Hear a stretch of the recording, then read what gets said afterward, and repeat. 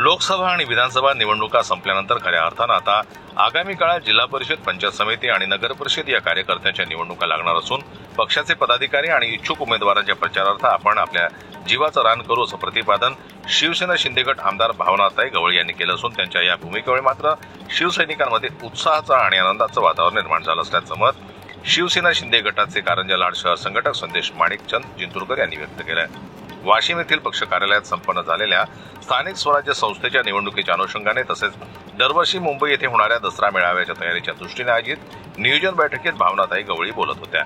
शिवसैनिकांनी माझ्यासाठी अहोरात्र मेहनत घेतली आणि म्हणूनच आता स्थानिक स्वराज्य निवडणुकीच्या माध्यमात शिवसैनिकांनी मोठं व्हावं ही उदात्त भावना ठेवून मी शिवसैनिकांच्या पाठीशी खंबीरपणे उभी राहणार आहे. आपसातील मतभेद विसरून पक्षासाठी आणि उपमुख्यमंत्री एकनाथरावजी शिंदे साहेबांचे हात मजबूत करावे. यावेळी वाशिम जिल्हा प्रमुख विजयभाऊ खानजोडे, महादेवराव ठाकरे आणि जिल्ह्यातील सर्व पदाधिकारी उपस्थित होते. जनमत लाईव्ह न्यूज करता ज्ञानेश्वर वरगड्याची रिपोर्ट, वाशिम.